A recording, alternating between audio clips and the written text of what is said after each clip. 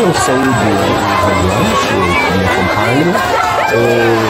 Decidi... Mais uma marca, Reginaldo, a inteligência artificial. Bom dia. Bom dia, Zé de Belém, bom dia aos nossos ouvintes. Efetivamente ficou prometido, mas eu desta vez não vou cumprir o prometido. E por uma razão que eu passo a explicar de imediato. Como eu te disse a semana passada, eu disse que estava a aguardar pelas reflexões da própria, promovidas pela Unesco, à volta da inteligência artificial, em fórum que estava programado, não é? E para Bruxelas, só que eu não reparei na data. A data é hoje, é exatamente hoje. Eu pensei que ele fosse dia 3, dia 4, mas não reparei bem na data. E então só hoje mesmo é que este fórum, organizado pela Unesco para a reflexão, para todos nós, através dos nossos representantes, das associações, dos académicos, refletirem sobre a inteligência artificial, começa hoje, exatamente. Então, hoje vamos ter uma sessão, acho que durante todo o dia, algures em Bruxelas, num dos espaços públicos de Bruxelas, né, onde, de facto, vai haver esta reflexão mais detalhada, onde a gente, efetivamente, pode ir buscar algum elemento que, eventualmente, nos interesse mais para estarmos aqui. Portanto, de modo que hoje vou deixar, mas como a inteligência artificial é para ir andando, né? Como são todos os temas, no fundo, da comunicação social, vou deixar para ver se de facto esta reflexão que está a acontecer ou vai acontecer hoje em Bruxelas nos diz mais qualquer coisa, para não andarmos aqui apenas a... Já toda a gente sabe mais ou menos o que é inteligência artificial. Exatamente. Já todos nós estamos a ter contacto com a inteligência artificial através das nossas pesquisas, do contacto com as redes, com os Googles e por aí adiante. Agora é preciso um pouco mais, né? Também já existe alguma reflexão escrita pela própria Unesco, não é? Soubemos que de facto foi elaborado um estudo por um professor, um renomado professor na área das ciências da comunicação, que já está publicado. Também já partilhei um bocado o resumo deste relatório.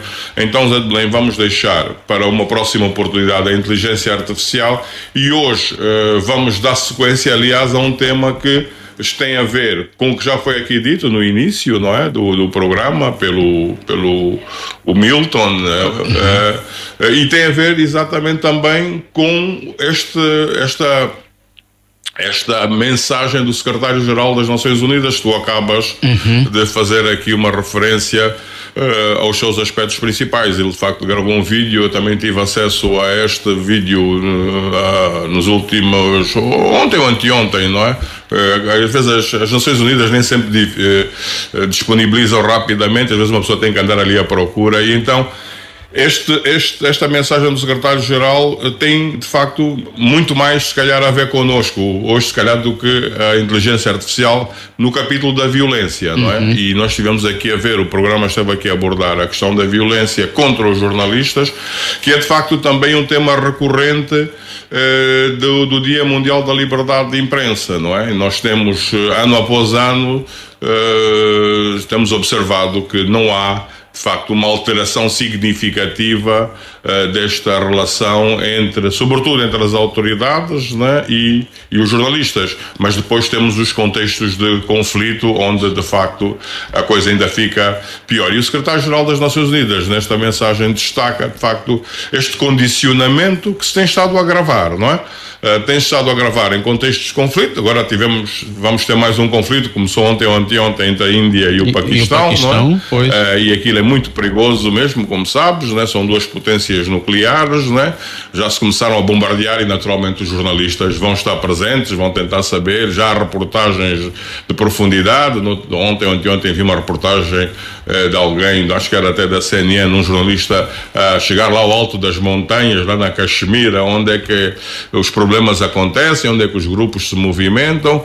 Então temos aí mais um foco de violência contra a imprensa, contra os jornalistas, porque efetivamente nas guerras as coisas, como eu disse, complicam-se ainda mais.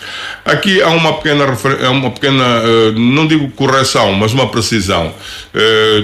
Tu no início, quando estavas a falar com o Milton, falaste em abusos da imprensa. No nosso caso, se quisermos, o que existe ou que condiciona a imprensa. Não são, os abusos são os nossos, nós é que praticamos os abusos à imprensa. São os atentados. Os atentados, o crime que existe em Angola, e penso que está criminalizado já, não é? Já que acho que falei disso, são os atentados à liberdade de imprensa, não é? É quando alguém se interpõe entre o jornalista e o seu trabalho e dificulta a vários níveis o seu exercício, que é um exercício livre, está protegido pela Constituição, faz parte destas, digamos, desta arquitetura jurídico-constitucional que temos, mas o que é facto é que o nosso país continua a ser fértil em atentados contra a liberdade de imprensa e, portanto, que se enquadram exatamente neste conceito de violência contra o jornalista, contra a liberdade de imprensa que o secretário-geral das Nações Unidas, António Guterres, este ano fez questão uma vez mais de destacar, o que nunca é demais, porque a violência, pelos vistos, a de Belém não tem parado e está-se a agravar lá fora e também aqui em Angola.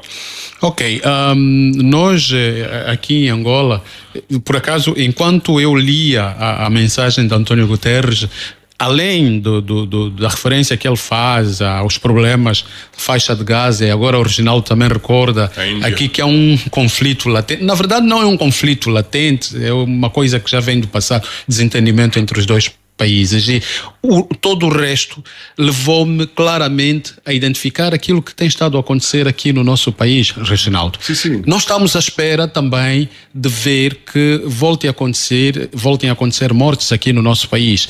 Portanto, há sempre a necessidade de prevenir, há sempre a necessidade de se fazerem apelos às autoridades, porque autoridades, sobretudo policiais, porque são sobretudo estas instituições que na hora da descarga vão sobre jornalistas e de uma forma alargada sobre manifestantes, que, como referi também com o Bartolomeu Milton, está tipificado que manifestação não é crime e que deve ser exercida em paz. E a cobertura da manifestação muito menos crime, não é?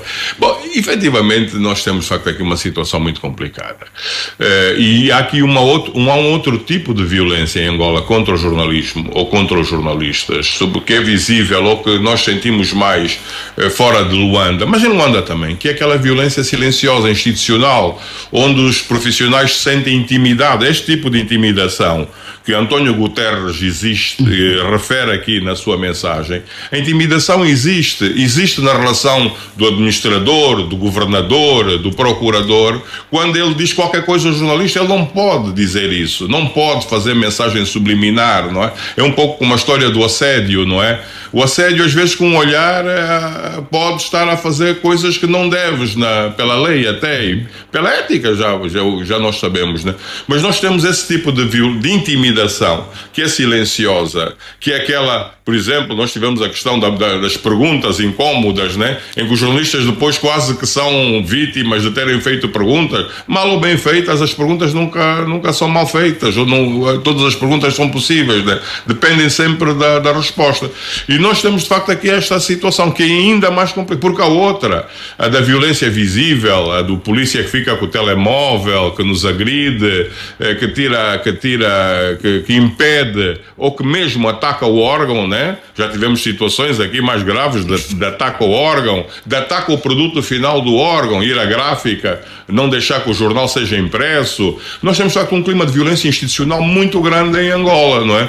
Que claramente o poder não assume, e depois temos o discurso, né? Sempre o discurso bonito, como também hoje já foi aqui dito, mas a prática é exatamente contraditória, um pouco a questão da relação com a polícia, né? Temos a seguir as violências, uma reunião, fica todo mundo sai bem disposto, se calhar ainda se toma um drink ou se bebe um copo de água gelada, mas de facto temos vindo este padrão está-se a repetir muito, não é? Isso depende sempre de quem? Do poder político, como é evidente.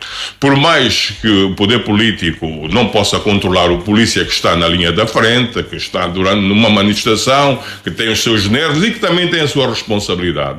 É bom que se diga isso, não é? Porque a responsabilidade, mesmo que haja ordem superior, a pessoa que executa tem responsabilidade direta, porque não basta dizer que quem me mandou foi o fulano e eu fico desresponsabilizado. É preciso que as autoridades, sobretudo a nível individual, também entendam isso. Só que O nosso problema, Zé de Belém, é que o processo é inconsequente. Também foi aqui dito hoje, esta manhã. Normalmente ficamos pela participação, ficamos pela ida à esquadra, pela apresentação do meio de prova, normalmente é a nossa própria cara, às vezes esmurrada ou o corpo massacrado, mas depois não há consequência, não é? Daí que a atividade de grupos como a Pro Bono façam todo o sentido, porque de facto os jornalistas não têm capacidade, não têm meios, não têm recursos para prosseguir uma ação judicial. Agora, o que eu acho que é um desafio, e é o desafio também deste Dia Mundial da Liberdade de Imprensa, que nós aqui aproveitamos para lançar na sequência dessas considerações, das mensagens desta do secretário-geral, é que também é a altura da própria entidade que vela pela legalidade nesse país, que é o Ministério Público, não pensar apenas que o país é o tráfico só de combustíveis, né? Há mais ações que têm que ser desencadeadas, né? E o que nós sentimos aqui é que não há qualquer interesse do poder político em olhar para a questão da violência contra os jornalistas, contra a liberdade de imprensa, como um assunto que é importante. É evidente que nós temos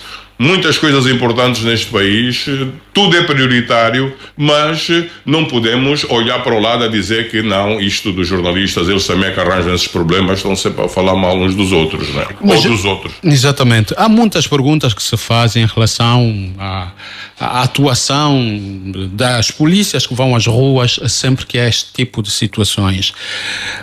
Primeiro, ouvimos dizer que, aquilo que ocorre é da autorrecriação da parte dos próprios agentes no terreno e que não há orientações, digamos que explícitas por parte das chefias no sentido de descarregarem sobre ou manifestantes ou sobre jornalistas. A quem é que devemos então responsabilizar, afinal de contas? Mas, bem, isto é que para mim é claro, não é? Isto para mim é claro, não é? A partir do momento em que o polícia está fardado e é de facto um polícia legítimo, não é? Tem autoridade pública, não é? É evidente que a responsabilidade é do polícia diretamente, mas é da corporação ou é da instituição, né? Nós temos um governo, um sistema constitucional que tudo depende de uma pessoa só, que é o titular do Poder Executivo, não é? Nós sabemos que na nossa Constituição é o chamado governo pessoal, não é? Onde o Conselho de Ministros, essas coisas, tudo são coisas consultivas, né? Mas a autoridade direta administrativa, seja política, seja outra, depende do titular do Poder Executivo, que no caso é o Presidente da República, né? E para o qual este tipo de mensagem também tem que chegar. E, aliás, ele, sendo, na qualidade de Presidente da República, o Presidente de todos os angolanos, ou seja, de todas as pessoas, de todas as classes, de todas as sensibilidades, também tem que olhar para isto, porque não vale a pena a gente andarmos aqui todos os anos a falar de que Angola subiu não sei quantos no ranking e desceu e passou e já esteve mais em baixo. Agora, quando de facto o ambiente de exercício, o chamado ecossistema ou o ambiente institucional é mau. É mau no sentido de que, efetivamente, os jornalistas, em termos de garantias, não basta dizer que existe, em termos de garantias, não há garantias de que eu amanhã vá a uma manifestação. Uma das coisas que mais me preocupa, a mim, eu que já não faço reportagem há muito tempo, mas que mais me preocupa, sobretudo pessoas que têm problemas respiratórios, é o gás tóxico, não é? O gás pimenta, aquele gás é terrível, né? Imagina ela ser atirado diretamente para a tua cara, o que é que te pode acontecer? Dá um risco de morte que pode não ser assim tão distante como isso, e portanto, se de facto não há esse tipo de garantia, não é? Quer dizer, nós vamos andar aqui com medo, vamos fazer a reportagem intimidados, vamos andar a esconder os telemóveis, vamos disfarçar-nos, não podemos andar ali com o preço, as pessoas vão ter medo de pôr até o tal preço e o capacete, porque sabem que vão ser os alvos, né? Porque se calhar a orientação até que vem não sei de onde é mais para atacar os jornalistas do que os próprios manifestantes, porque os jornalistas têm a capacidade de amplificar, e hoje com o sistema das redes sociais, então rapidamente um pequeno vídeo pode dar de facto uma grande manifestação, quando aquilo às vezes foi uma pequena manifestação, mas a tal amplificação que o secretário-geral das Nações Unidas refere, de facto, cada vez mais a liberdade das pessoas depende da liberdade de imprensa, porque nós não podemos estar em todo lado, nós não podemos ver tudo, mas há alguém que a própria sociedade delegou essa função, e até por via de proteção constitucional, que são os jornalistas e que têm essa responsabilidade de estar onde é possível estar, de ir, de fazer reportagem. Portanto, a liberdade das pessoas, se não há liberdade, esta liberdade de imprensa, do jornalista poder ir, poder subir uma montanha, poder ir a uma manifestação, de facto a liberdade das pessoas está condicionada, está fortemente condicionada. Depois o que é que temos? Temos de facto as tais agências de comunicação institucional, as agências governamentais que produzem informação, mas é tal informação de interesse, tem sempre algum interesse público, e tem interesse público, não estou aqui a pôr, mas é um interesse institucional. E o resto do país existe. O resto do país existe no interior, existe no litoral, existe nas comunidades carentes, existe nas manifestações. Tudo isto, se não chega à comunicação social como deve chegar, sem problemas de outra ordem, sem outros abusos, e aqui vemos os abusos, mas são os tais abusos cometidos por quem trava, e aí viram, em termos legais, atentados à liberdade de imprensa. A manterem-se os atentados à liberdade de imprensa, em Angola são, de facto, mais do que muitos, sejam os diretos, sejam os tais silenciosos, por via da intimidação, nós, de facto, não podemos bater palmas, nem muito menos dizer que a liberdade de imprensa, no geral, está de saúde em Angola. Não está. Não está, e isto leva-nos de facto a concluir que, enquanto país, não é, nos 50 anos da nossa independência, temos ainda muito que fazer, e deitar foguetes não é certamente a melhor opção para falarmos de nós nestes 50 anos, pelo menos em matéria de liberdade de imprensa. Ok, obrigado, Reginaldo.